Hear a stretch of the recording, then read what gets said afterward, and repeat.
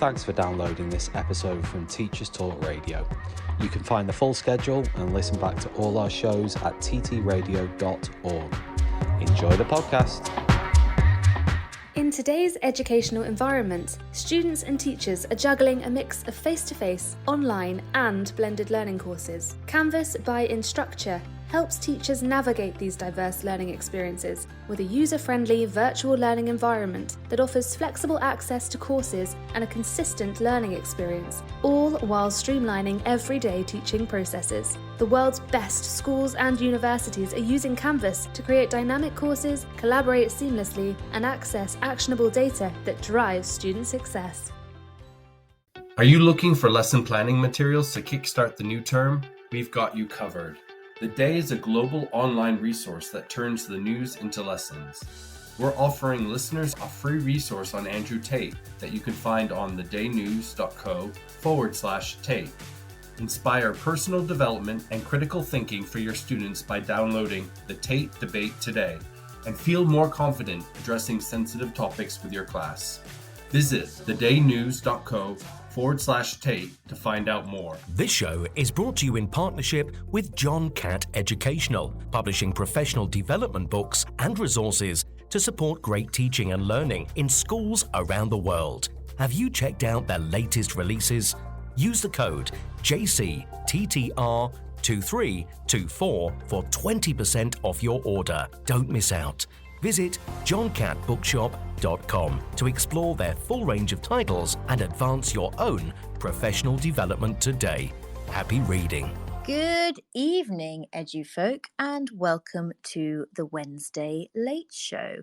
It's midweek. You've got through Hump Day. I think most of you are ending up on half term at the end of this week. So you lucky bananas if that is the case. This evening's show, more importantly than that, well, maybe as important, let's see, is focusing on careers. And I can see actually that the lovely Tom Hopkins-Burke is already in situ, as is his guest, who I'm going to pop on now as well. So welcome to you both and have a lovely evening. Good evening. How is it only Wednesday? It's Wednesday the 18th of October. I don't know about you, Lucy, but I have 2 more days before half term. Very much looking forward to our 2-week half term. But it's never a bad time to talk about all things education. So I'm delighted to be back with you on Teachers Talk Radio tonight. I'm going to be joined by 2 wonderful guests to talk for the next 90 minutes all about careers. Careers does seem to be a bit of, it seems to be the poor relation of all of the other wonderful things we do in schools. Not much time always given to it for teachers to think about in their classrooms. It's often one of the last things on the to-do list. And I think a lot of teachers, myself included, worry sometimes that we end up sort of bolting on careers to our curriculums and to our provision in schools. And I was on the weekly review a couple of weeks ago as a panellist for once in a while, and I remember talking about careers, and I remember going, well, hang on a second, most teachers don't understand what careers is. Some people think that careers is about finding a job. Some people think that careers is about telling people what they can and can't do. And I've chosen 2 guests to join us tonight who are going to help to hopefully dispel some of the myths, delve into sort of publications and some of the research, and hopefully shine a light on careers tonight.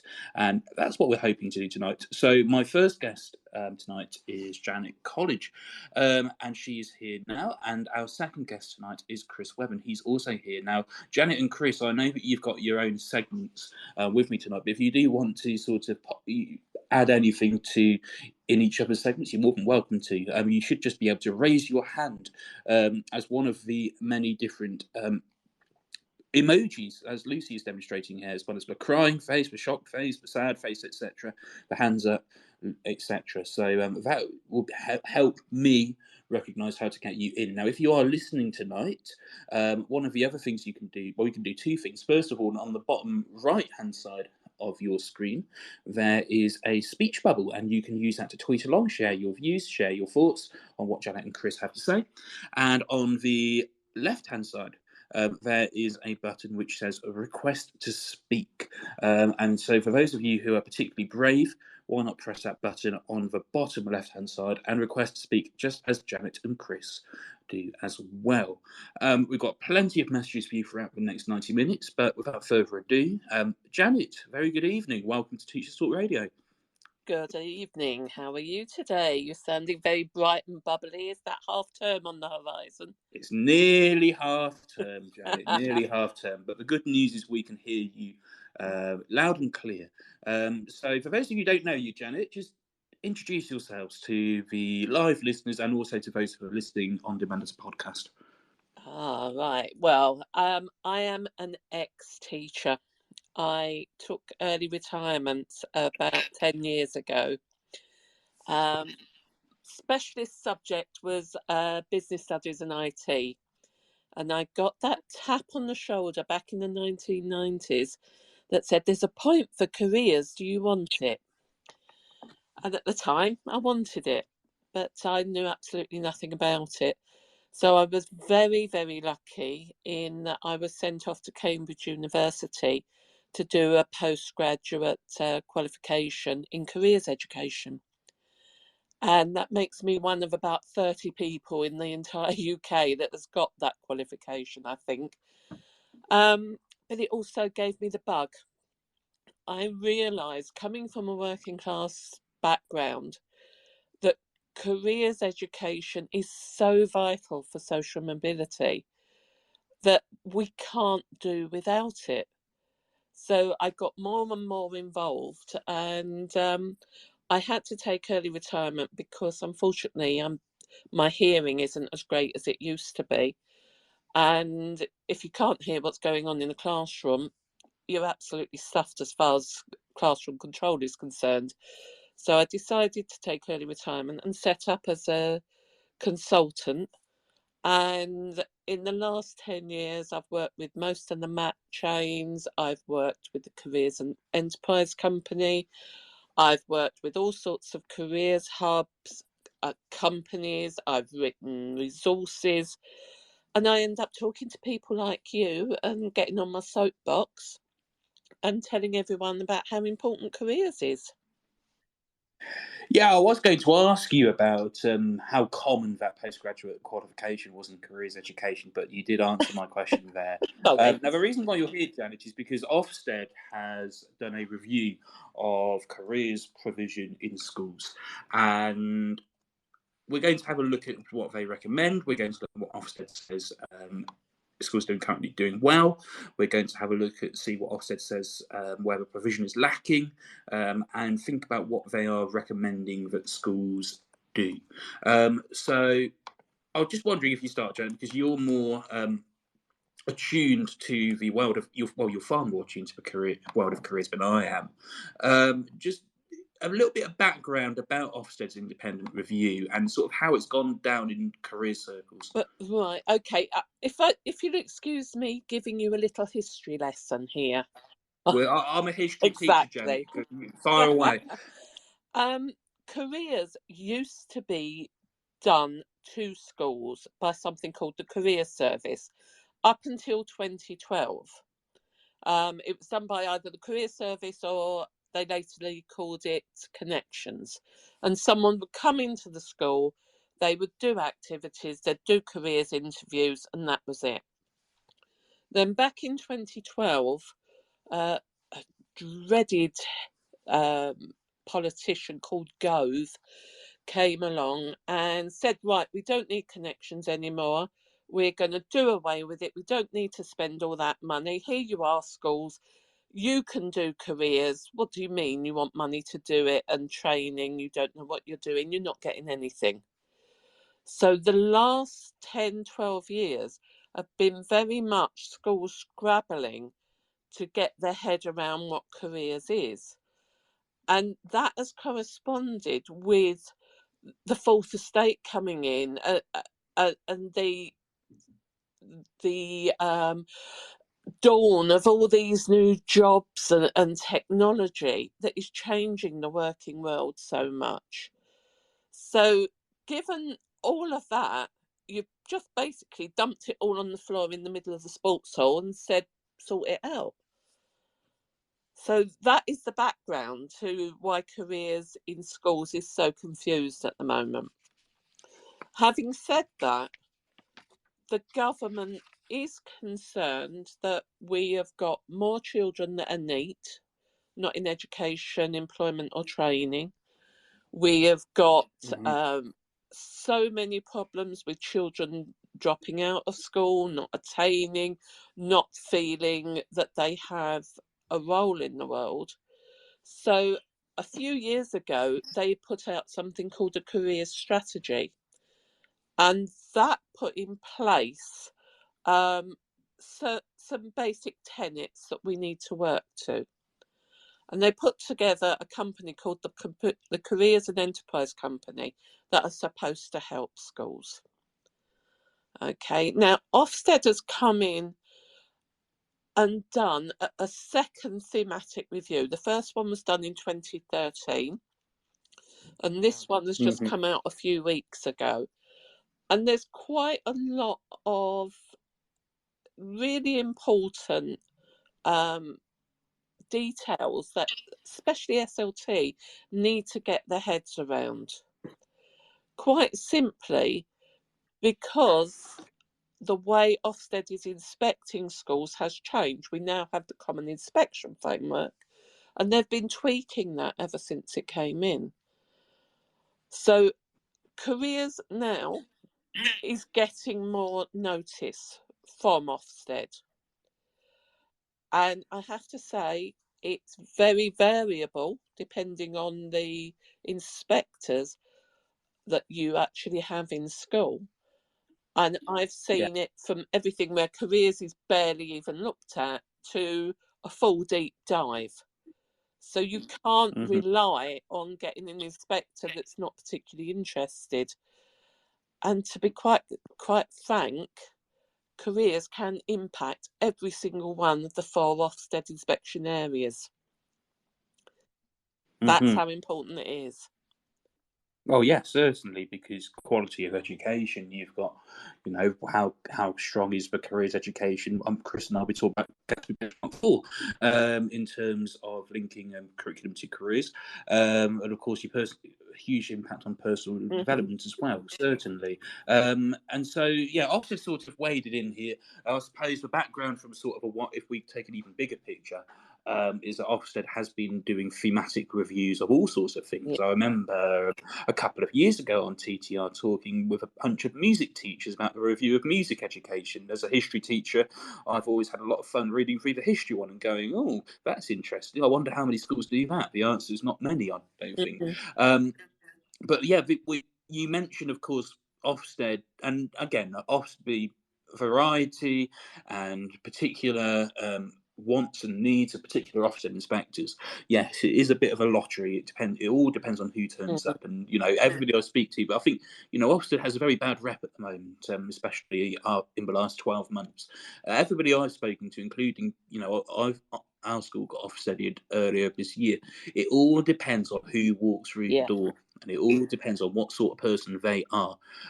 So I suppose so the government in 2017 used the Gatsby benchmarks as the framework for careers guidance. We have the Baker Clause, which is now beefed up, and we'll talk a bit about that later. Let's delve into this Ofsted review then. I suppose, as ever with any sort of research review, we start with a methodology. So 30 schools, 14 further education and skills providers, and a review of a sample of inspection evidence from the schools whose inspection evidence were surveyed. 26 of those were classified as urban schools and just 5 as rural. And there's a key line, I think, here, Janet. We did not observe any teaching or careers guidance. You beat me to that one.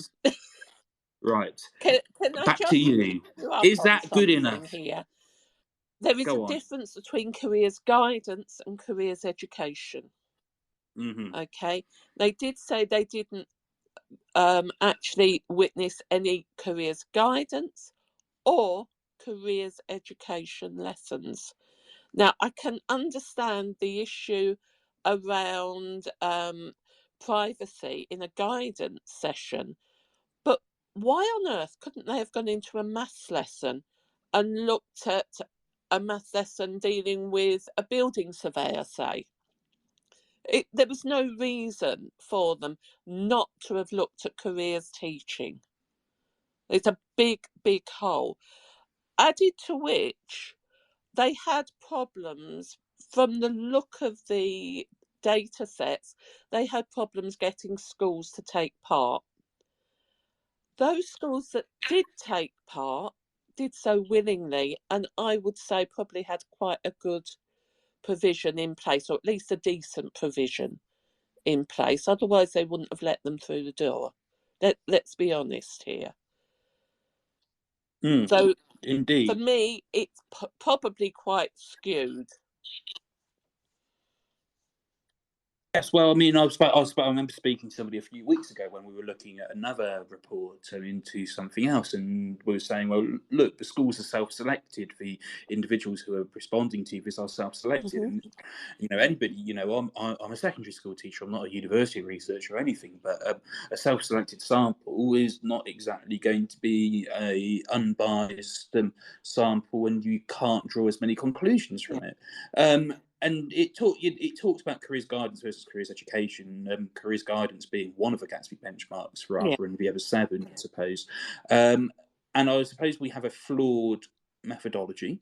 But taking that into account, what does Ofsted say that schools are currently doing well? Right, okay.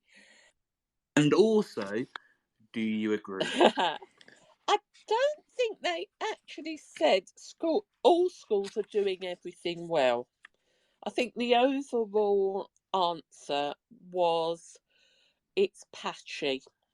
Some schools are good at some bits, other schools are good at other bits. I think one of the key things for me was in the overview where they said quite categorically, and I wrote this out because I think it's quite important.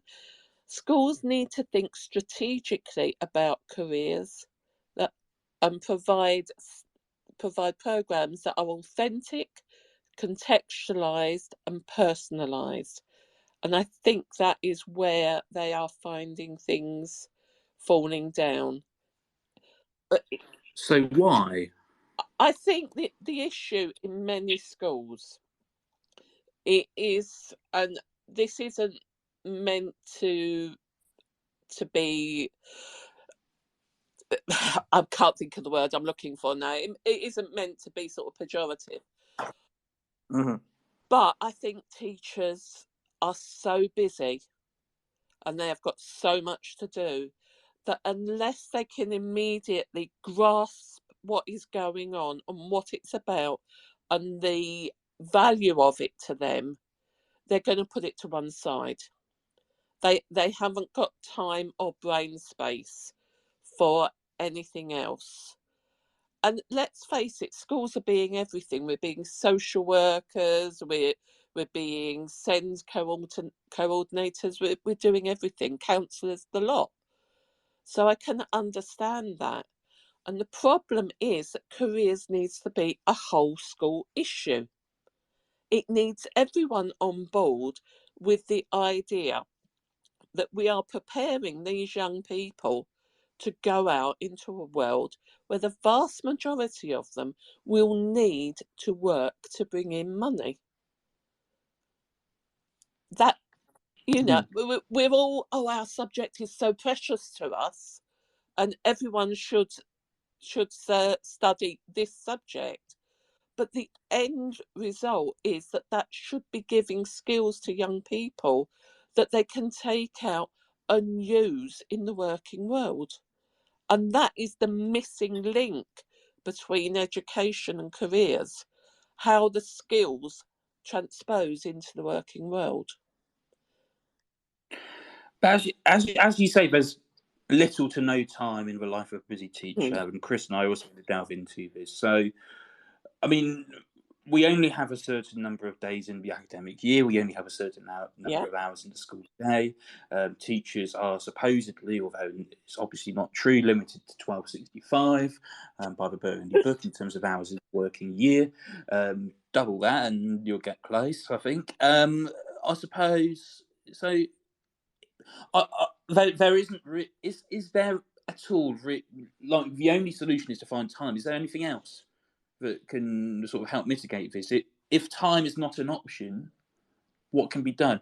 One of the things I do, as I said, I've set up as a consultant, I run my own business working with schools, and quite a lot of what I do is training teachers around Gatsby Benchmark 4. Now, Gatsby Benchmark 4, for those of you who are not aware of it, is basically teaching careers through the main curriculum. So if you were teaching art, it might be about the colours used in advertising. If you were teaching RE, it would be around ethics. And there's lots of ways that every subject can showcase how the skills they teach are used in the working world. So it's a tweak to the way we're teaching, perhaps using a different resource, a case study set in a workplace, for example, instead of just whatever comes in the textbook. These are all ways we can link what we teach in our subject areas to the working world and help young people see that.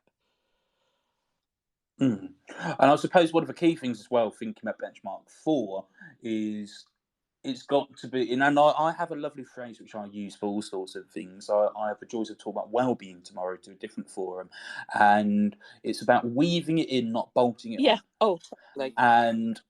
And you know, I think quite a lot of the time, from some of the stuff I've seen and been involved with, careers can be just another thing, just one more thing to do for teachers. So we're going to bolt it on. Oh, and so here's a slide at the start of your lesson. Oh, and in this day we're going to look at this. This might be a good skill if you want to go and do this.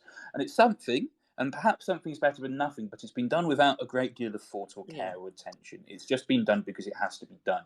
So where do you stand on, I don't know, this, you know, on sort of like, I mean, apprenticeship weeks and careers weeks in schools where you go, okay, so in every lesson you're going to link this to careers, but not as something, but as sort of a way of, we're going to mention it this week, and then next week we'll just go back to where we were. Right, okay.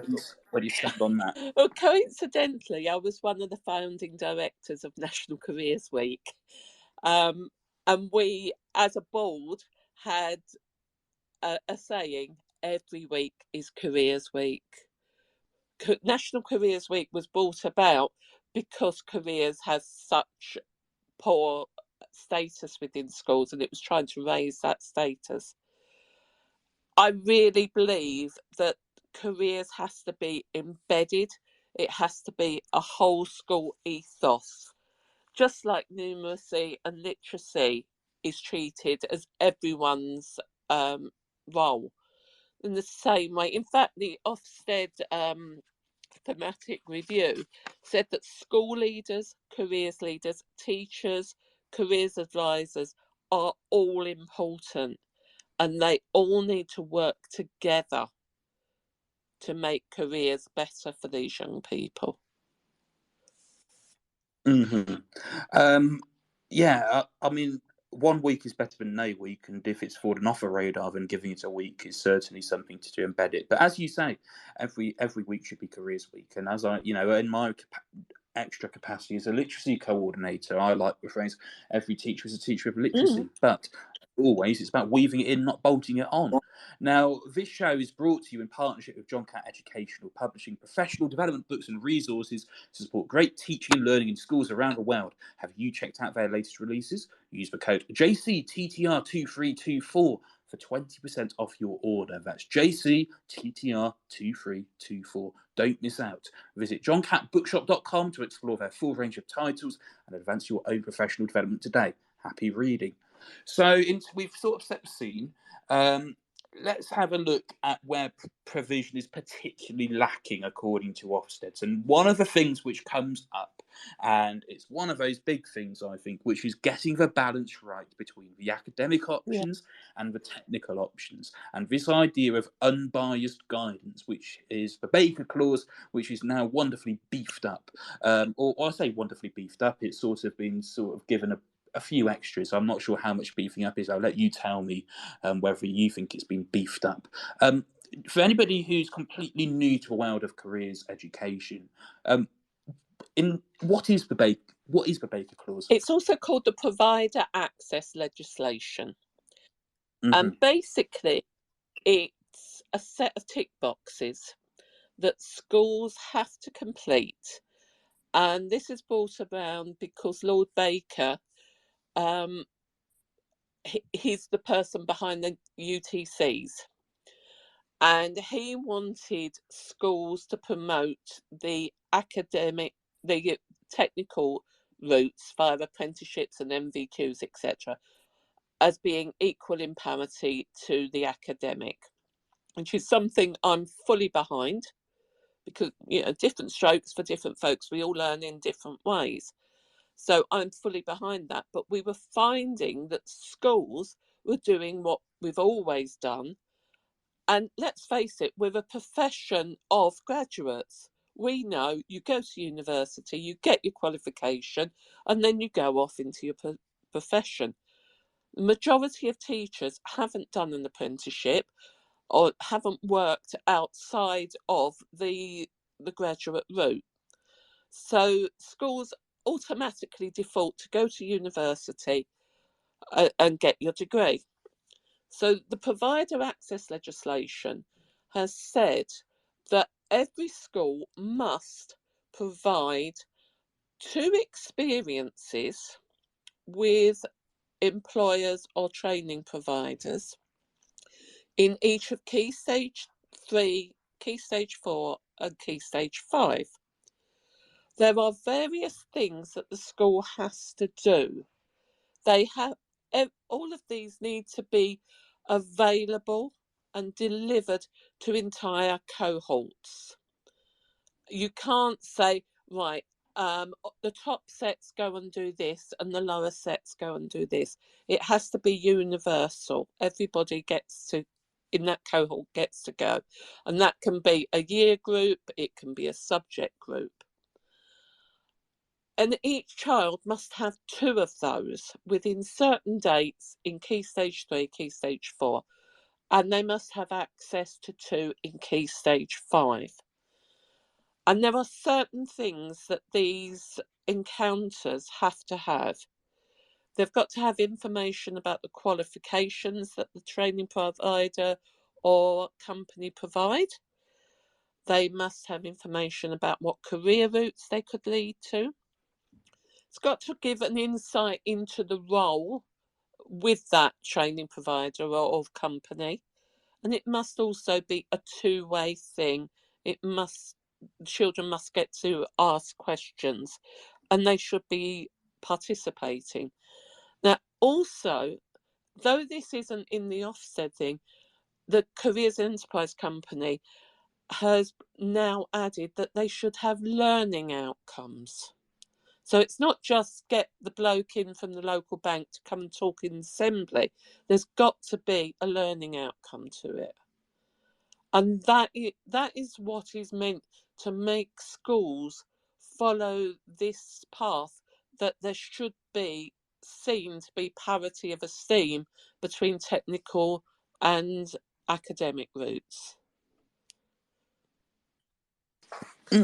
So, yeah, it's about getting that balance right and actually telling the students in front of you, even though it might be counterproductive if you have, for example, a sixth form, that actually there are plenty of other opportunities out there as well. But also post-18, you don't, university is sold to you as this is what most people do, but actually there's plenty of other things as well, including improved technical education qualifications, apprenticeships, etc. And 6 encounters now, two year 8 to the end, halfway through year 9, 2 between year 10 and halfway through year 11, and then 2 offered in year 12 and 13, but they don't have to attend by law. I suppose one of the key questions, Ben, is about, in terms of technical education qualifications, is about, and I'm going to throw this at you, sort of, I wasn't going to ask you this, but I suppose I am, about T levels. Because the government had a big thing about T levels and introducing T levels. Nadeem Zahawi, who was probably Education Secretary about 5 Education Secretaries ago, I think, did all of his interviews and had the T lapel on his suit. So we support the T levels. Gillian Keating's a big fan of degree apprenticeships. We'll come on to those as well. But now, all of a sudden, Rishi Sunak stood up and said, well, I'll tell you what, we're going to combine A levels and T levels together now, going to get rid of T levels and have the advanced British standard. And then a day later, they had the big T levels celebration launch thing for a qualification, which Sunak wants to get rid of. You couldn't make it up, could you? Do T levels... Like, they've had teething problems. Their dropout rates are quite high compared to other level 3 qualifications. What's your take on them? I think they've not been given the chance to embed properly yet, and I think that this is purely a personal observation. I think Rishi Sunak was talking out of a part of anatomy that wasn't meant for speaking. And let's face it, there's a general election coming. They're all spouting loads of stuff. It's not gonna. The ABS is not going to happen. Hopefully, we get something more coherent once we've got a new government in. And for degree apprenticeships, Gillian Keegan, of course, did a degree apprenticeship herself, having left school at 16. And certainly in my area, in sort of Nottinghamshire and Derbyshire, you've got a couple of really big employers who offer degree apprenticeships. And what we've found, particularly being on the border, is, if I can name one, Rolls-Royce. They, a lot of our sixth forms who may well have gone off to university now find themselves getting a job, getting a degree, going into a degree apprenticeship route there. So what's your take on sort of degree apprenticeships? Are they a useful route for students to be thinking about? What else is there out there as well? There was a report that came out today that has said that apprenticeships isn't doing a lot for social mobility, that basically middle class kids have discovered degree apprenticeships, and the levels of middle and upper class children going for them has gone through the roof. There's also been a major drop in level 2 apprenticeships, which are for the younger pupils leaving at 16 or 18 who may want to go into a particular route. So there are some issues there. There is a fantastic newsletter every Monday, or a blog every Monday, by Alan Careers Guru, who looks at the higher and degree apprenticeships that have come out every week throughout the entire country, and it is absolutely amazing. And there are opportunities out there, but some of them are harder to get into than Oxbridge. That's quite alarming. Very alarming, yes. And I think it's really interesting what you say about, essentially, the middle classes have discovered degree apprenticeships and are driving out those who, many of the people who would have really benefited from them, I suppose. And that's certainly food for thought, definitely. We talked about Baker Clause, we talked about degree apprenticeships, we talked about T levels. Some of the other things which have not helped careers provision in schools, according to Ofsted, we've talked about time. How about the pandemic? I've still got students and staff who are off because of COVID at the moment. We're in October 2023, so it hasn't properly gone away, but it's been 3.5 years now, would you believe, since the start of the pandemic. What impact has that had, do you think, on careers provision in schools? In some ways, it's been very, very beneficial. We've had lots of things like virtual work experience coming into play, which, though it isn't a complete replacement for work experience where you go off and work with an employer gives a taste of what working life is like. There's been lots of videos and webinars that have come about through this, and that in itself has been fantastic. However, a lot of schools have cancelled work experience and haven't gone back to it. We're also dealing with children with a lot of mental health issues. And one of the key things that a good careers advisor can support young people with, it is the transition between what school expects of you and what the working world will expect of you. Because a careers advisor is so much more than, right, come in, tell me what you want to do. Right, here's a paper, you need to get these GCSEs, off you go, good luck. It's not like that anymore. It's akin to counselling, psychology. It is much more nuanced than anyone can understand.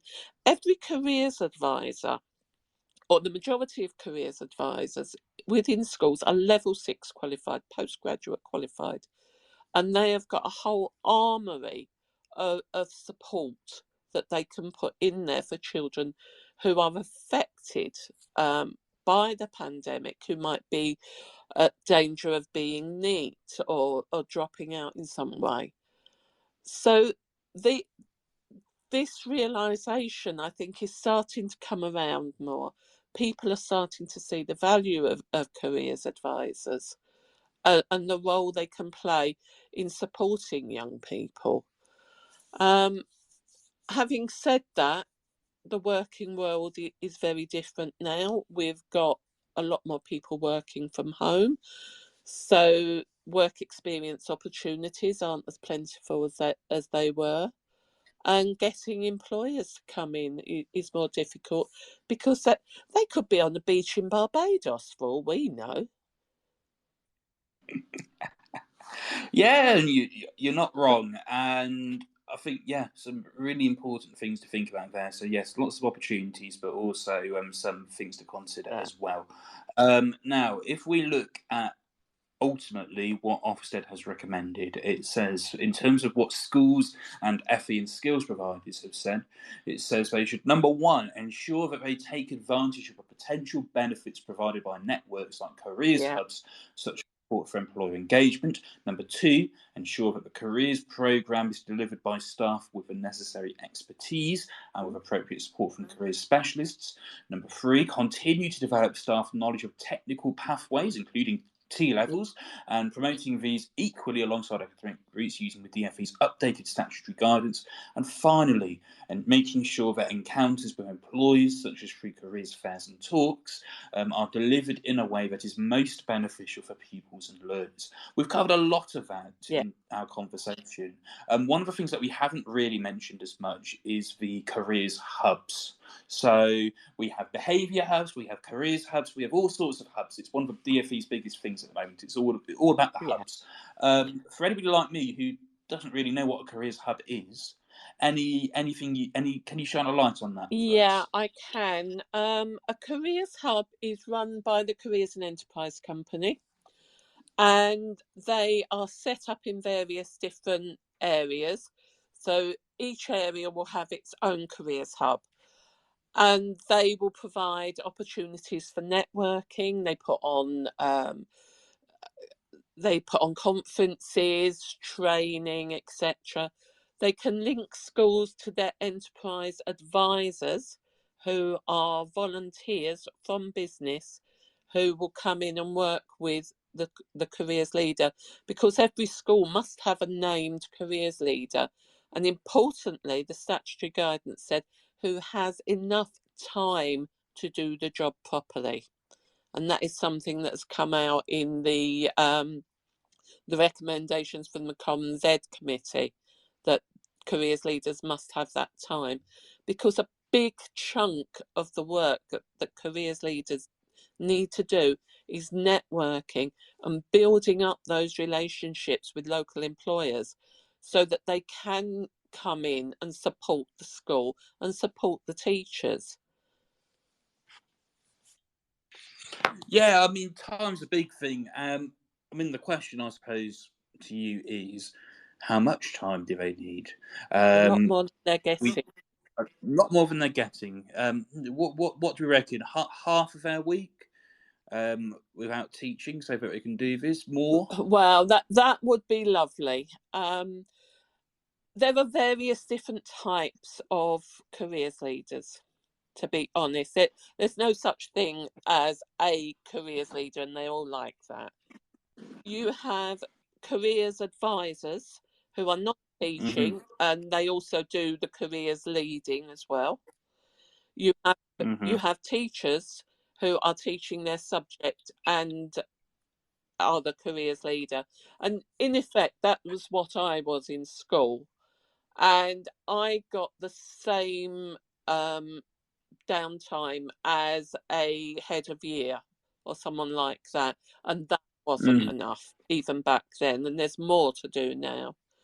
You'll also get a senior leader who wears that hat along with probably 5 other different hats and has practically no time at all.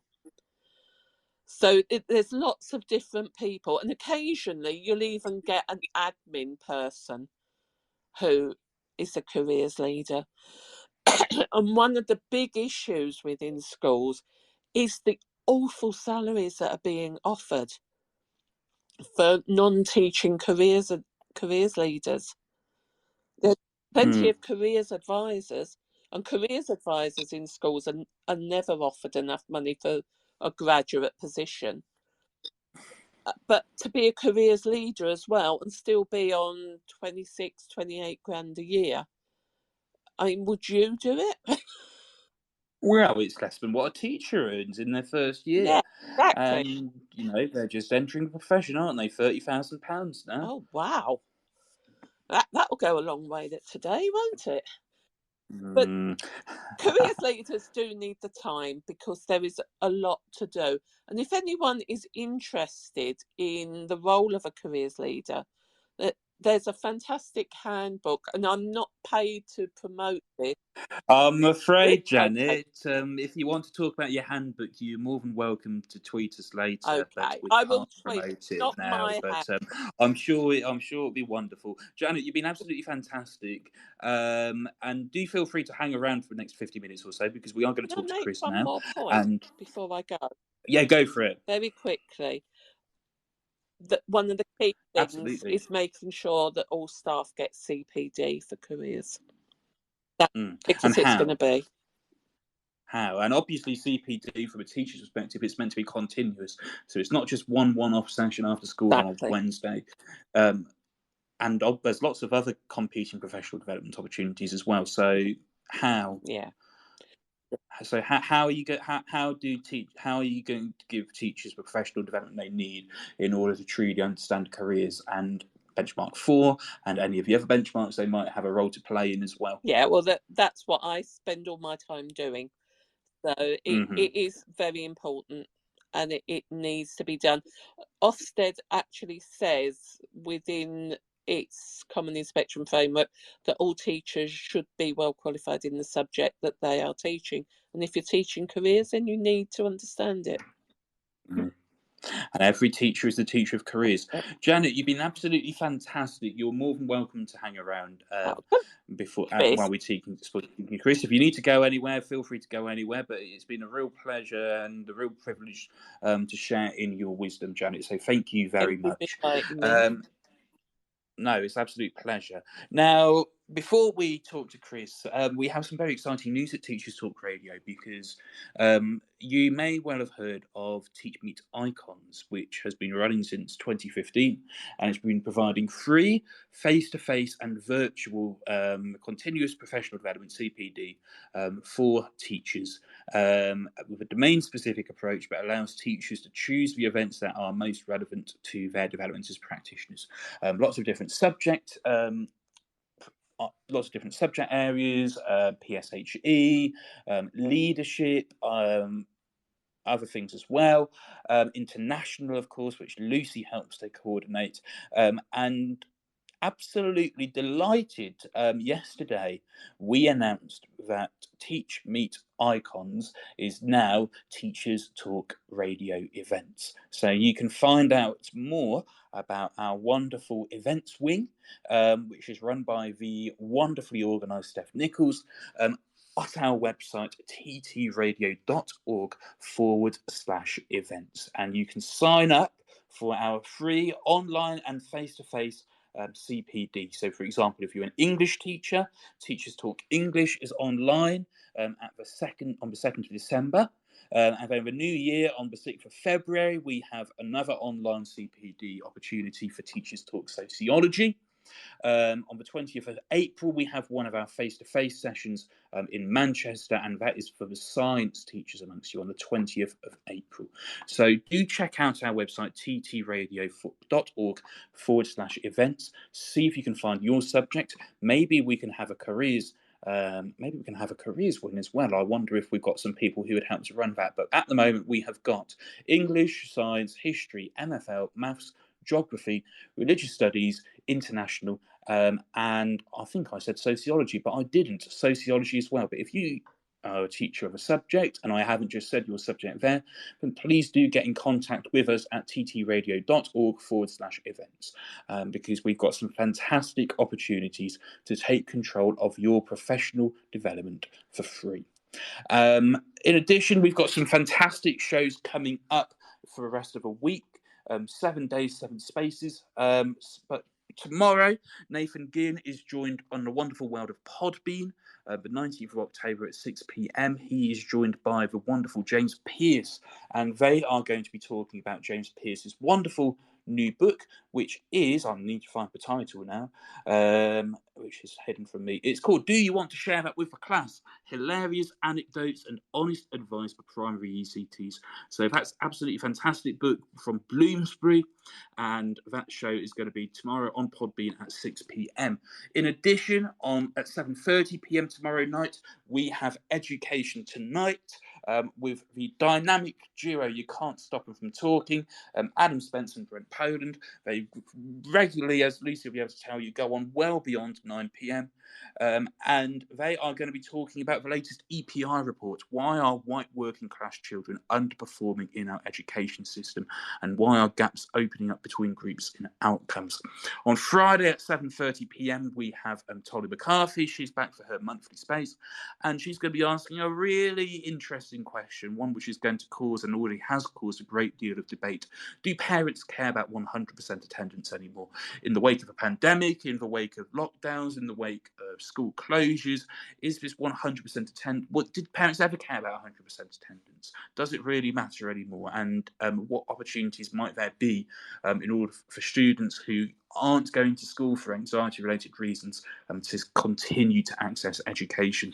Saturday, 8 p.m, we have the return of Yasmin Omar, and 11 a.m. on Sunday we have the return of Omar Pazar as well. So we've got some absolutely fantastic shows, both on Podbean and here on Twitter Spaces. I can't bear to call it X, so I won't.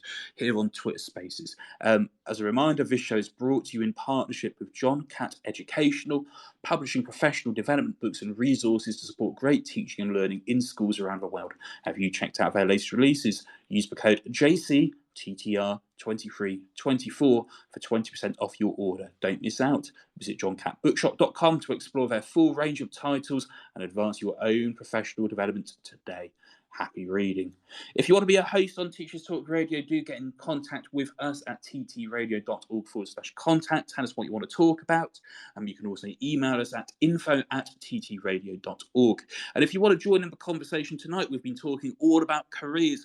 On the bottom right-hand side of your screen, you can see a speech bubble with a number 4 next to it, which tells us the number of tweets we've had about the show tonight. And also on the bottom left-hand side, for those of you who are brave enough to want to speak, we have the request to speak button as well. We've just heard from Janet College, who's been dissecting Ofsted's latest review on careers provision and careers education with us. And our next guest is Chris Webb. Now, we're going to be talking about artificial intelligence, and AI can be quite a scary subject. But we've got to remember it's already embedded into our everyday lives. For example, Netflix, Spotify, and YouTube, they use AI algorithms to suggest shows, music, and videos based on your preferences and viewing history. You've got chatbots in online shopping, banking, airline reservations, and more, which interact with you as a user and assist you and provide you with information. You get personalised news feeds on Facebook, on Instagram, on Twitter, on LinkedIn, where you can follow TT Radio, of course, and it gives you preferences based on what you've looked at before. Google Maps or other maps apps are available. Using AI, they predict your travel times and they suggest you some optimal routes. And also when you're texting on your phone, autocorrect, artificial intelligence as well. You've got algorithms for suggesting and correcting words as you type. So it's already embedded into our everyday lives. Today, Chris and I are going to talk about the role that AI could play in terms of careers provision and careers education in schools, but also the limitations and the role of a human, I suppose, in giving careers advice and also in giving careers education. So, Chris, a very good evening and welcome to Teachers Talk Radio. How are you doing? Hello, Tom. Yeah, thank you very much for having me. Can you hear me okay? I can hear you loud and clear, Chris. Wonderful. So for anybody who doesn't know you, just give a brief introduction about yourself. Yeah, absolutely. So, yeah, very, very brief introduction because I have been known to waffle if given the opportunity. So, my background, I guess, I'm currently a registered careers professional working in the higher education sector. So I won't say my institution just because I'm here representing myself. But my background's also in kind of delivering careers guidance within schools and colleges as well. So I used to be a careers leader in a secondary school in Leeds. I used to run the careers network in the city that was sponsored by the Leeds City Council. And so I've been involved in lots of things, lots of initiatives, as Janet was talking about, like National Careers Week, put our school through the Quality in Careers standards. I've completed the Teach First Careers Leadership Programme. So have kind of that background sort of within schools, and I'm now based within the higher education sector. And sort of outside of my day job, do a lot of stuff around the kind of career development sector more generally. So I run a show called We Are Careers, which we do as part of the Career Development Institute. So that's kind of a CPD offering for careers professionals, and also sort of run a newsletter on LinkedIn, which again is all about sort of promoting what's happening across the careers sector. That's called the Week in Careers. Both of those are totally free for people to access. So they're just CPD offerings for the sector. Absolutely. So, yeah, you're very knowledgeable about careers and we're delighted to have you here, much like with Janet as well. I suppose, first of all, we've touched on some of these with Janet, but for the teachers who are listening on demand and also live, we need to do a bit of myth busting about what careers advice actually is, because I've spoken to many teachers and there are still a lot of misconceptions about actually careers advice in particular. So we're not just talking about careers education, but careers advice. So let's start with the first one, which I've got here, which is some people think that, yes, students do get one-on-one meetings with a careers advisor or a career coach, but it's just for year 11. Myth, isn't it? Why? Certainly should be. Certainly should be. And again, the caveat to all of this is something that Janet's mentioned, which is around time. So within the kind of statutory guidance at the moment, yes, all students should have that kind of one-to-one before year 11, delivered by a qualified careers professional, as Janet said, qualified to at least level 6. So that's the ideal. Of course, we know that kind of the delivery of that type of support should happen much earlier, and ideally there should be multiple points where students are able to access those kind of one-to-one appointments. And indeed, at the moment, perhaps not down that kind of one-to-one sort of guidance area, but certainly in terms of careers education, we're seeing the primary schools pilot at the moment, so primary careers. And obviously within the kind of latest sort of guidance, more kind of emphasis on sort of year 7 upwards rather than year 8 upwards. So I think, yes, I guess in the sense, yes, it's a myth in that we absolutely should be seeing that kind of guidance and that support delivered earlier than year 11. But again, a lot of it is dependent on what schools have access to in terms of that kind of independent support, how much they're sort of willing or able to fund, depending on their resources. But it's important to note that there are other ways that gets delivered. So one sort of method that's been used quite a lot now by various sort of careers professionals around the country is this idea of group guidance. So actually kind of pulling sort of students together to actually kind of deliver sessions, sort of very small group sessions around that idea of how to make effective career decisions at key transition points, and using that as a way to sort of triage and I guess almost kind of rag rate students that then might need sort of further, more intensive support and those who might not, through those kind of more advanced sort of one-to-one meetings. So it's a complex question, but yes, I would say definitely myth in the sense that of what should be happening. And yeah, time's a big thing. And, when it comes to those one-on-one meetings, schools are absolutely right to prioritise Year 11, particularly those who are in danger of falling out of education, employment or training. But it's not just for Year 11, and where schools can, they ought to, because it is a Gatsby benchmark. Second one, careers advisors tell people what they should do. Yes, I'm really glad you mentioned this one. Yeah, that is absolutely a myth. Yeah, so I think again it kind of comes back to something that Janet sort of alluded to, which is around the distinction between the different elements of what we call CEIAG. So that's careers, education, information, advice, and guidance. And I think what kind of tends to muddy the water a little bit is partly the nomenclature involved, which to be honest is sometimes to do with the career development sector. So often in schools, as you've said, people will be referred to as careers advisors. That's kind of the common job title. However, what we're really talking about in terms of the distinction is careers guidance, which the Careers and Enterprise Company and the Gatsby benchmarks refer to as personal guidance, Gatsby benchmark 8. So to kind of break them down, I guess, into sort of the different categories, careers education, Janet's talked a little bit about that. That would be a mixture of things, including specific sessions around maybe how to make career decisions, things like exploring importance of the labour market that could be delivered by specialists, or kind of Gatsby Benchmark 4, which I know we'll be talking about. So kind of bringing careers education and relating it back to particular subjects. We have careers information, which can be delivered by a range of sources, can be kind of online, can be delivered by guest speakers, can be delivered by sort of other members of staff who may have specialisms in a particular area. And this could be anything to do with, job profiles. It might be kind of information about, let's say, kind of salaries within particular industries. It could simply be like the day-to-day in relation to what happens in particular sectors or particular roles. So there's a whole range of things that could be kind of careers information. We then get to kind of the advice side, which again, it's an interesting one because it can be delivered by sort of different stakeholders, I guess. It's quite possible, for example, as part of a mentoring program, bringing in somebody to the school who perhaps has been an alumni or someone from industry. They might be offering kind of specific advice maybe about their career journey, caveated with the fact that this is based on their experience. But the really key thing that we kind of have to bear in mind when it comes to qualified careers professionals is this idea of career guidance. And this is where we're talking about those kind of one-to-one appointments, minimum of 45 minutes. That is the Career Development Institute guidance. Again, we know that doesn't necessarily happen in every school, but the big difference there, and the reason that it's kind of distinct from this idea of telling people what to do, is that guidance is never meant to be that. It's about sort of empowering young people to identify, sort of explore, take forward their own kind of career ideas, their career interests. It's about sort of unpicking things that might be kind of impacting or influencing decisions that they make, or kind of their own knowledge. And it's about sort of helping them feel more confident making these type of decisions moving forward. And that can involve a whole range of things. But at the core, it is personal. Talking about your own career is personal.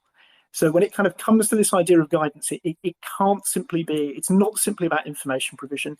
If it was just about information provision, it would be incredibly easy for AI as a technology to take these type of roles. But the truth is it just isn't. And the profession that we have, as Janet's kind of mentioned, qualifying to level 6 or above requires kind of picking up guidance, counselling skills, career coaching skills. Many of our kind of careers professionals are registered, which means that every year they undertake 25 hours of CPD. We sign up to a code of ethics, which includes areas like transparency, accountability. And a core part really of what we do is that sort of empathy, understanding and unconditional sort of positive regard, which is just not something AI can replicate. So it's really important. I could talk quite a bit about sort of the guidance side, but I think the key thing to kind of note about it is it's very much about supporting people with those personal decisions around their career, and it's about empowering and not telling people what to do. Yes, so empowering people, and the word coaching there is really important. Anybody involved in teaching in the classroom as a teacher will probably, the words instructional and coaching have probably been mentioned next to each other in your school at some point in the last few years. Now, whatever you think about the wonderful Americanization that is instructional coaching, there is a lot of coaching that takes place. I am a coach, and I say anybody who wants to be a coach, whatever that might be, whether you're sort of coaching a teacher or coaching somebody in terms of careers, two best things you can do are don't talk, listen, and ask lots of questions. That's what I'd say in terms of coaching. Let them come to their own decision and be there to guide them in terms of allowing them to do the heavy lifting and the big thinking. Now, of course, if you've got young people coming to you as a careers advisor or somebody working in terms of careers education, you will know more than them, and therefore you have the expertise, and it's important that you share that. But yes, it's very personal, and it's about empowering people. And then my final myth I've got here is careers is about what job you. Yes, definitely What a do we myth. reckon about that one? And actually, myth, a fairly complicated, something else. Oh, sorry, I may have just dropped out a bit there.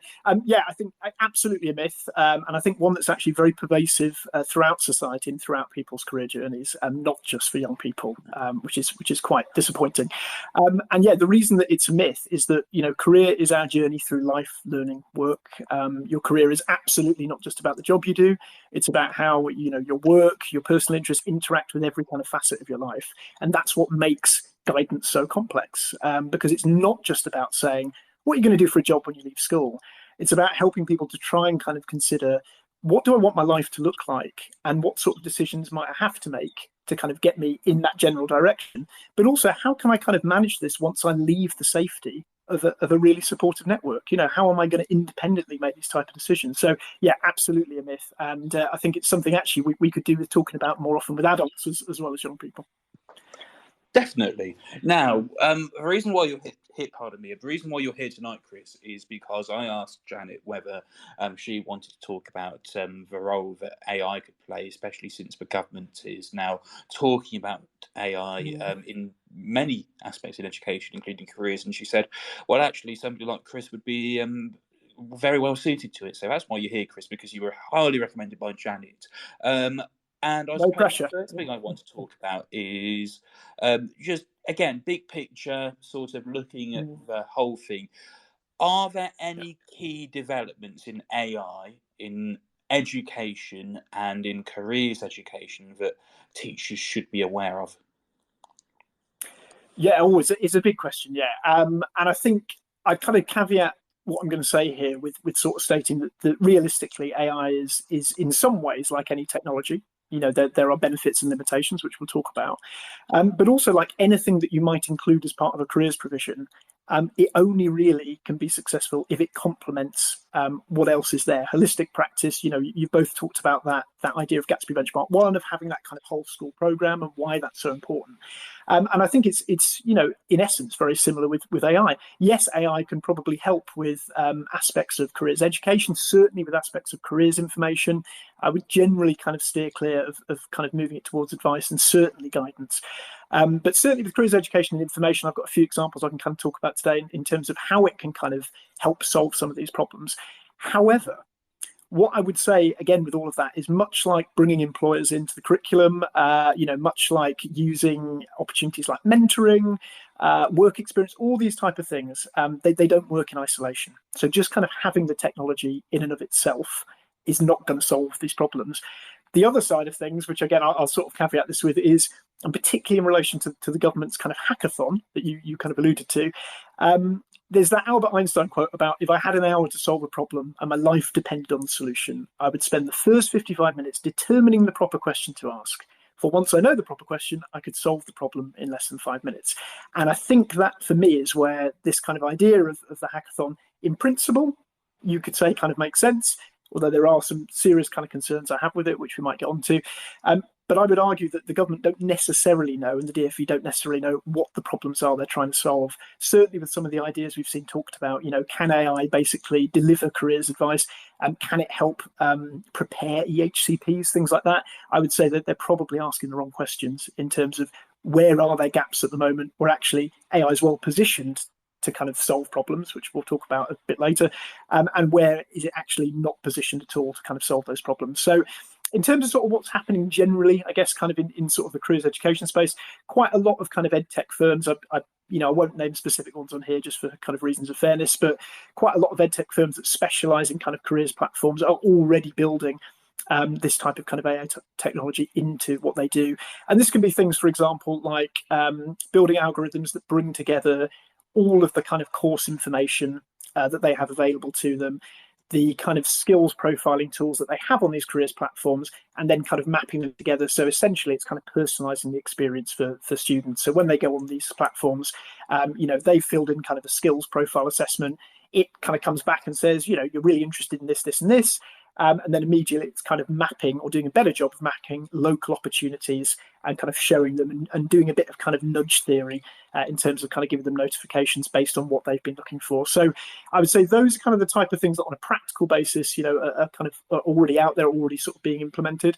And then alongside that, I would say, that there are lots of educators at the moment, lots of careers professionals who are using kind of tools like ChatGPT in different ways for scaffolding kind of careers research, careers exploration, for helping with things like production of kind of CVs and applications. So there's lots of good examples of that happening, different kind of people you can follow who are doing that sort of work. But what I would say at the moment is that, there are, I would argue, no real experts in the use of generative AI in career development and education. I wouldn't say, I think we're still at that point now, even 9 months on, where there's a lot of experimentation going on. And I think we have to kind of be careful to, I guess, kind of subscribe or prescribe anything as being the silver bullet. Yes, no such thing as a silver bullet in education. You did more talk about EdTech, and you talked about aspects like that. It's a great opportunity to remind the wonderful listeners that Teachers Talk Radio will be at BET UK 2024 between the 24th and the 26th of January. Our wonderful founder and director, Tom Rogers, will be leading the TTR I can't think of a word, the entourage down there in London. And if you are an EdTech provider and you are listening tonight or on catch up, then yeah, we'd love to talk to you down at BET in January. So please do get in contact with us. Our email is info@ttradio.org. And we're delighted to talk to you. You've given us the big picture. You've laced it with lots of caveats, which are really important. And I know that you work in higher education, and most of our listeners work in primary or secondary schools. And I suppose there's a lot more challenges, for schools to think about in terms of implementing AI compared to universities. So from a school's perspective, what should we bear in mind, and what should we be cautious about? Yeah, I think it's a really good point. So, I mean, you're seeing it at the moment with quite a lot of sort of universities, and again, it may be true possibly for some kind of colleges as well. I'm less kind of connected in that sector, but certainly kind of from a university perspective, we're seeing lots of kind of universities now prepare pretty kind of comprehensive AI principles for their students that kind of balance both the academic integrity side of things, so things like plagiarism, and also kind of, I suppose, an emphasis on teaching AI literacy, helping students and graduates to become AI literate. That's an important thing I'll kind of come back to, because again, I think you sort of mentioned earlier, this technology is going nowhere. It's being implemented in more and more industries. And there's a lot of talk about things like job displacement over the longer term. But I think in the short term, something that people will definitely have to be aware of is this idea of AI enablement. How are you using it within your role? How could you use it within your role in order to kind of create efficiencies, be more productive in certain things that you're doing? And I'll give a few examples of what I mean by that. And so I think, it is, as you've said, kind of unavoidable. The caveat with that, I suppose, looking at universities in comparison to schools, is that from a university perspective, they can set up these kind of principles, these academic integrity guidelines, but ultimately the students that they work with will all be able to carry devices with them throughout the university. They'll have access to kind of lots of computers on site, and certainly in things like one-to-one appointments with careers professionals, or even in kind of careers education sessions, or just kind of more generally around the campus. They've got the opportunity to have some of these AI tools kind of in the palm of their hand as they're going about the process of their education. That is obviously very, very different for schools, and particularly, I guess, in light of the recent sort of conversations around mobile phone bans, where, of course, we know that most schools are already kind of going down that route, if not formal, certainly kind of informal. So I think that's one of the big difficulties, is that we talk about, wouldn't it be wonderful to use this tech, throughout the course of kind of education? Wouldn't it be wonderful to get sort of students using this at a really young age? But ultimately, we know that probably doesn't work, in the sense of then allowing people to get on with the rest of their education and avoid distractions, all those sort of things. So that's kind of one of the issues. The other issue is around kind of data privacy. So again, if a teacher is using something like ChatGPT, are they giving students access to that? The information that's kind of being put into ChatGPT, all of that is going back in to train the algorithms. So how much are we sharing? There's still a lot of kind of disagreement about how much maybe is kind of right to put into ChatGPT, or what people feel comfortable doing. And then, there are other issues in there around things like copyright infringement as well. So 3 massive lawsuits at the moment against OpenAI, who are the creators of ChatGPT, from musicians, some well-known authors, designers as well, I think, in the States. And that's all about, are these systems actually taking existing data, which of course they are, and actually by using that to create new things, are they actually effectively infringing copyright? So there's some really interesting conversations going on around that side of things at the moment. And all of that, I think, means that whenever you're using it in sort of a school setting, these are things that we have to consider, and why I would kind of argue that actually the AI literacy element, how can we have kind of critical conversations with young people about what AI is and how it might influence the world? Probably actually more important ultimately than the quick wins you can get from using it. But I'll kind of perhaps come back to that a little bit later. Yeah, really interesting. And Lucy, you might have to correct me here. Was it Brent and Adam on Thursday who were talking about AI and AI leads in schools, or was it somebody else? Can you help us out there, Lucy, at all? I think it's come up in a few shows recently. Certainly, Brent and Adam were definitely talking about it on Thursday, and it came up in my show the other week when we were talking about sort of the future of classroom teaching as well. So it's been on the radar a lot. It has, and I'd love to know from teachers out there who are listening live or listening back, does your school currently have an AI lead? Does it have a member? Is it a separate job title? Is it a member of a senior leadership team who is on their portfolio? Or are you sort of putting your head in the sand and hoping it all goes away, because it isn't really? Lucy, your hand's up. We did a poll on this the other day. I think, did I do it? I can't remember if I did it for Brent and Adam's show. I sort of stuck it out there because it was of interest. And surprisingly, the results were significantly low. My school, and I'm in primary, has one. Has two, actually. Has one for Key Stage 2 and one for Key Stage 3, who are still on site at the moment. But yeah, I was shocked by how many schools haven't leapt at this chance, but maybe it's in the works.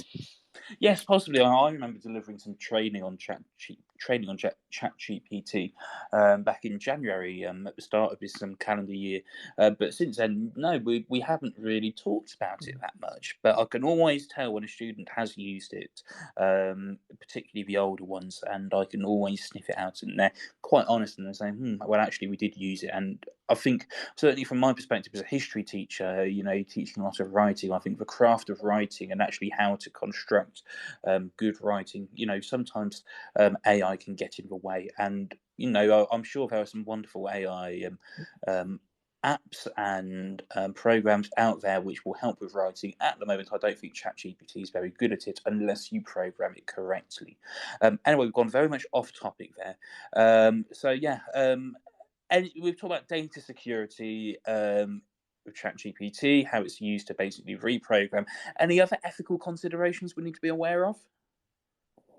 I suppose one argument that you could certainly make is the Jurassic Park argument of just because you think you could or you could doesn't necessarily mean you should. And I think with some of the stuff around AI, you've kind of alluded to there around kind of using it as a tool for supporting writing. One of the things that I'm really glad you mentioned there that is often really underestimated with tools like ChatGPT is the level of, I guess, written communication you need to be able to have to create good prompts.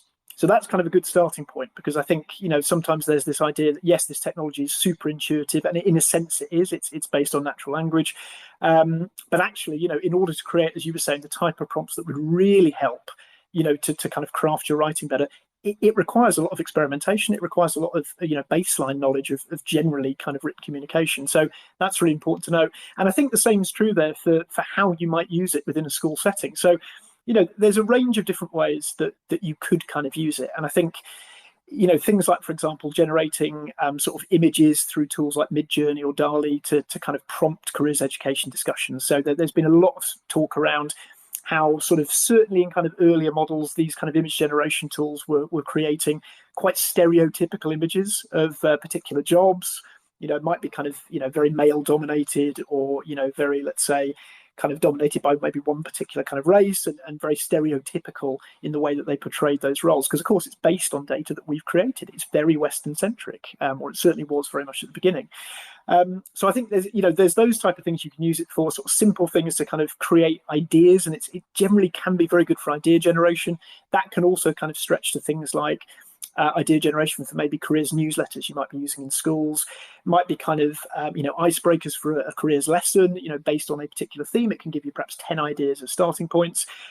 It might be that, for example, you've got a particular scheme of work and you're wanting to see, well, how could we kind of map this up and make it fit with Gatsby Benchmark 4? And again, it's quite good for giving those starting points and giving those ideas.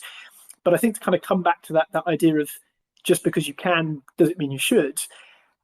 I think it's looking at the broader idea of, well, actually, what's missing from our careers program? And is it just a case of we're going to use AI because it's there, or is it actually filling a gap that we don't have at the moment? So you might have seen this week, Cottesmore Prep School have made the news for kind of hiring this AI chatbot principal head teacher. Essentially, all this is that the school have got an AI personal assistant for their head teacher.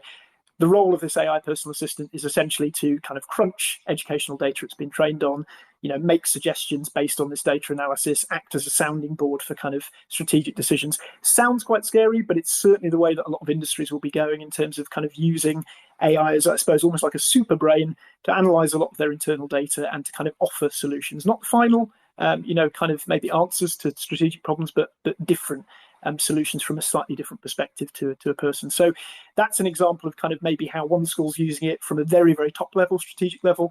Other schools will be using it for kind of more operational stuff, for, maybe kind of helping to sort of write reports, for maybe kind of putting together kind of templates for schemes of work, those sort of things, perhaps for kind of taking away some of the time-consuming element of sort of administrative tasks. And others will be using it, as we were saying, for things like idea generation and helping to kind of maybe speed up that process, or even use that as a starting point for CPD sessions. So there's lots of ways you can use it, but I think, again, it comes back to the idea of what is the purpose, what's missing and where could AI kind of fill that gap? Yeah, definitely. Another thing which I think is important, and Janet and I sort of touched upon, was when we talked about degree apprenticeships and how they've been discovered by the middle classes and the sort of who had taken up most of the opportunities, is that I can see a way in which AI can help to address some of the disparities in terms of access to quality advice. Is that something you see as well, in terms of sort of some students have a better diet of careers guidance and careers navigation than others, and AI can help sort of close the disadvantage gap in that respect? Am I barking up the wrong tree, or is there something not necessarily? No, not necessarily barking up the wrong tree. I think certainly in relation to careers information, yes, in terms of maybe democratizing, how easy it is to access careers information. And there are already kind of chatbots out there, careers chatbots that have been created in tandem with careers professionals that kind of help to, I guess, kind of solve that type of problem, on demand, 24/7 access to good quality careers information. But I think the distinction, again, is really important. So information is just one part of it. And some government ministers, and we won't name who, would have you believe that if every single young person in the country knew about degree apprenticeships, all of the world's ills would be solved. But as Janet's kind of mentioned earlier, there aren't just issues in there around kind of social mobility. A lot of that is actually based on the fact that there is a huge supply and demand issue with apprenticeships. They are much more popular now, or have become much more popular. But actually, the supply simply isn't there. There aren't the numbers, particularly of higher and degree apprenticeships, to kind of really serve all students that might be interested in them. And they are highly dependent on, because obviously they're linked to employers, as you mentioned earlier, highly dependent on where the employers are based. Much like kind of T-levels, if you can't find a placement in that particular industry, it's not necessarily going to be the right option for you. And that sort of nuance around the advice around pathways is exactly the sort of thing that careers professionals are so good at. That's one aspect of it. The other aspect, just to kind of come back to the guidance side, is this is where the personal element of guidance, and I guess the counselling training, but also the years of interactions with young people, the labour market knowledge, the interactions with employers, all of this comes together when kind of careers professionals are providing guidance that makes it very difficult for AI to replicate. So a good example, actually, one of my colleagues in the careers world, Chris Target, shared this with me shortly before the broadcast tonight. And what he was talking about is, there are lots and lots of things that kind of AI can do. And certainly in terms of, you can ask it questions about what does this job involve? I've created kind of custom instructions on ChatGPT to kind of mimic informational interviews. So I can send a QR code to a student. They say, I'm interested in digital marketing, and this kind of chatbot that I've programmed will basically kind of act as if it's a digital marketer and answer questions as if it's in that job role. Very cool, very good for kind of general careers information type of stuff. But what it misses, and this is what kind of Chris mentioned, is AI doesn't catch the glint in a person's eye and ask, what was it you wanted to ask but didn't? Was there something missing there? Was it about the personal circumstances of that individual? Was it about, they're having kind of doubts maybe about a particular aspect of the work, but that they can't necessarily ask that or get that response from kind of an AI tool? Are there things that they're thinking about that maybe they've had a little kind of gem of an idea, but they're not sure whether to say it, and they need someone there to kind of prompt them or to challenge them or to kind of really sort of draw that information out of them. And that is exactly what guidance is. And the thing that worries me a little bit about the idea of the government suggesting kind of AI for careers advice, which again, I think is the risk of leaking into guidance, is again, they're very good, these systems, at providing information based on the set of data that they've been trained on, but not necessarily at that further prompting and challenging of individuals, and essentially understanding that humans don't make logical decisions. There is a huge amount of complexity that goes into us as people. The quote that kind of comes to mind is from Good Will Hunting. So there's Sean Maguire, the therapist, is kind of talking to Matt Damon's character. And at the end of the speech, he says, you think I know the first thing about how hard your life has been, how you feel, who you are, because I read Oliver Twist. Does that encapsulate you?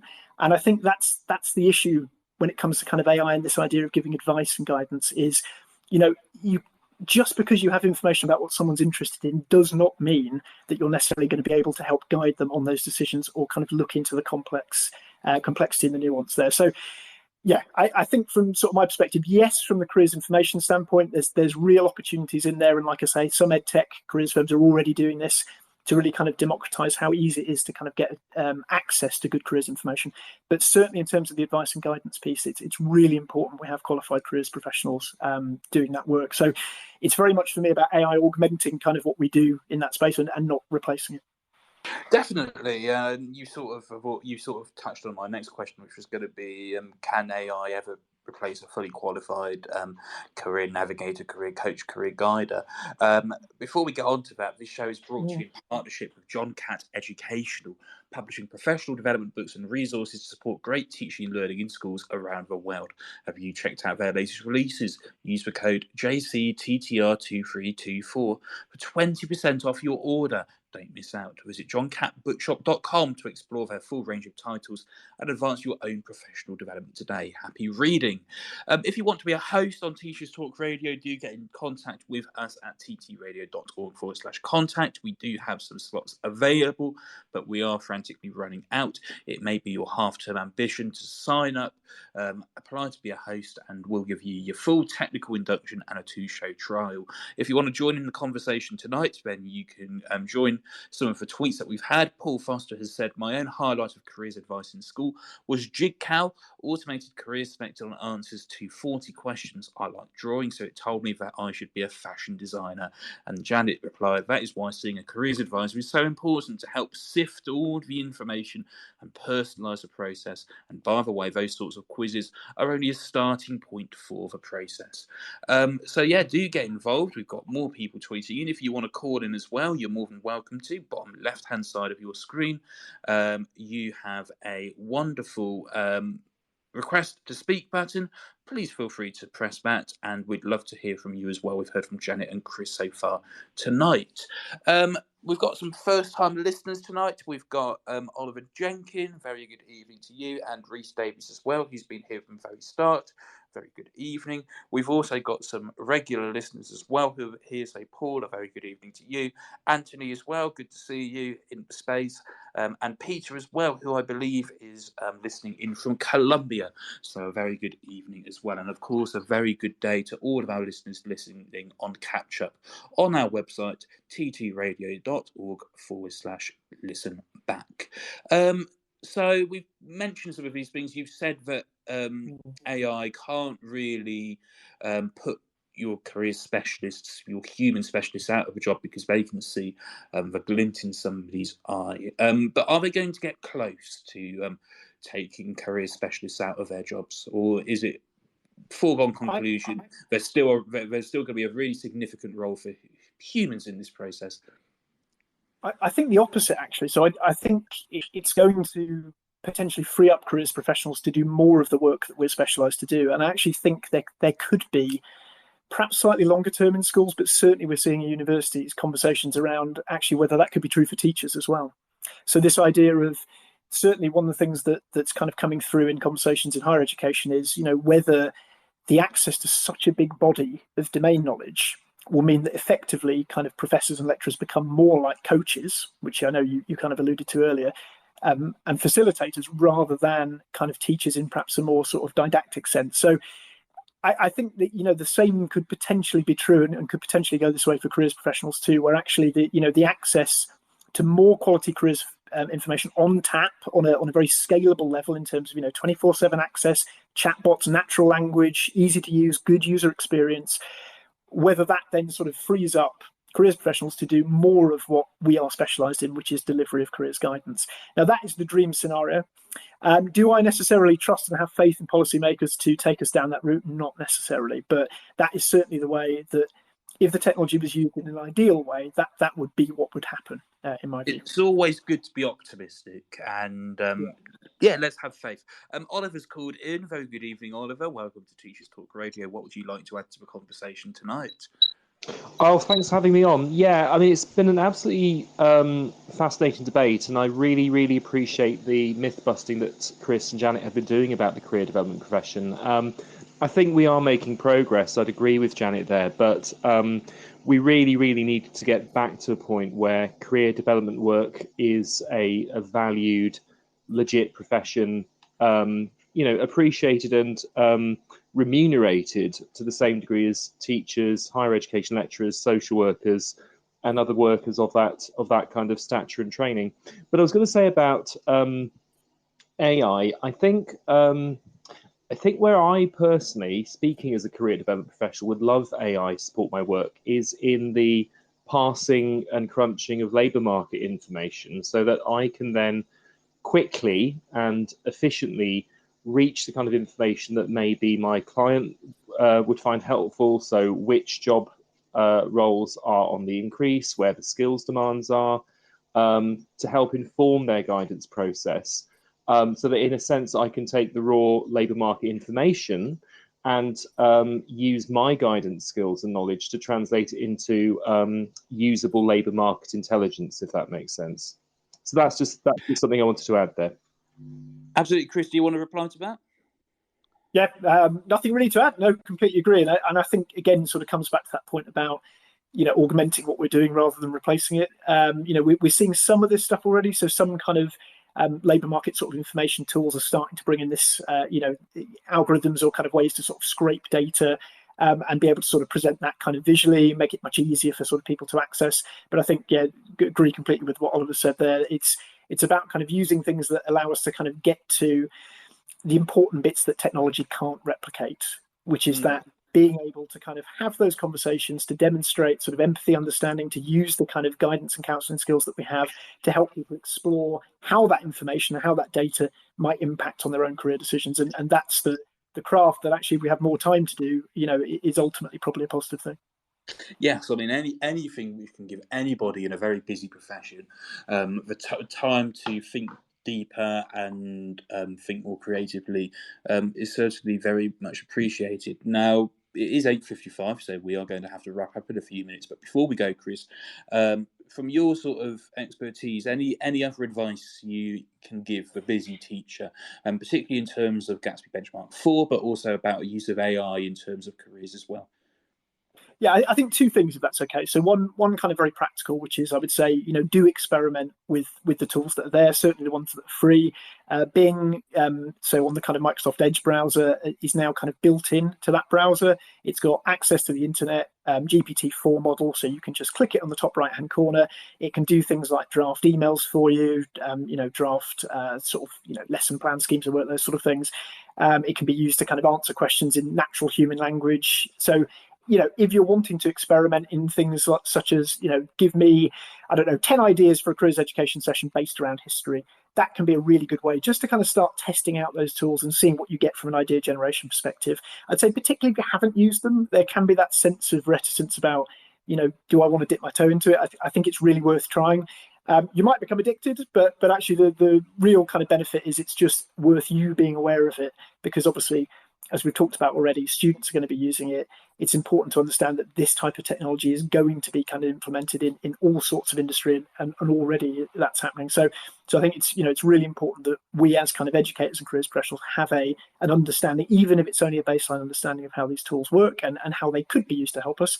But I think come back to some of the earlier points I've made, that the main thing that I would say is if you're going to use AI, it's about thinking, what gaps could it fill that actually ultimately we couldn't fill as professionals. And just to give kind of one final example around the information piece.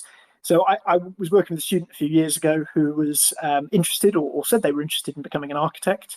Now, if they'd kind of put that into a system like ChatGPT, they would have got all of the information about what an architect does, entry routes, what qualifications do you need, what companies work in architecture, all those type of things.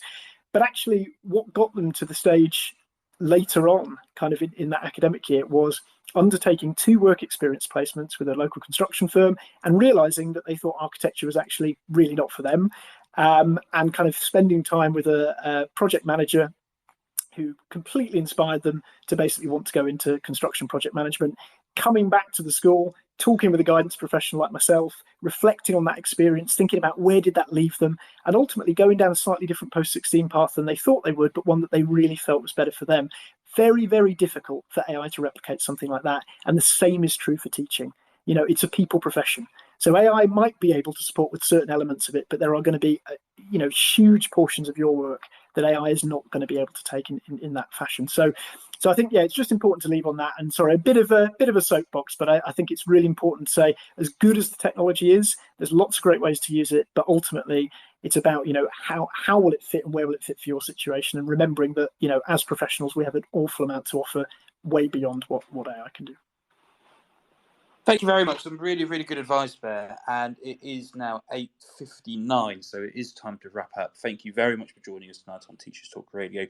Massive thank you to Janet and to Chris, who have provided us with so many pearls of wisdom and a real insight into what it means to be a career guide, to provide careers guidance in terms of what it means, what careers education really is and what it isn't.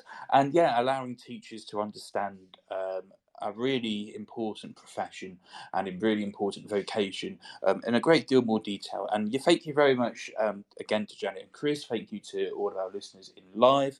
And if you're listening to Teachers Talk Radio on demand, on Spotify, on Apple Podcasts, or any other provider of your podcasts, then please do take the time to drop us a review, hopefully 5 stars. Thank you very much for listening. It's been an absolute pleasure. I'll be back in 2 weeks' time, in the second week of my half-term holiday. I have no idea what we're going to be talking about then, but I'm sure we'll find something hopefully just as important and just as interesting to talk about as well. So thank you to Janet and thank you to Chris, and a very good evening, and not long now till half-term. See you later. You've been listening to Teachers Talk Radio. Tune in live and listen back at ttradio.org. We look forward to hearing from you next time on Teachers Talk Radio.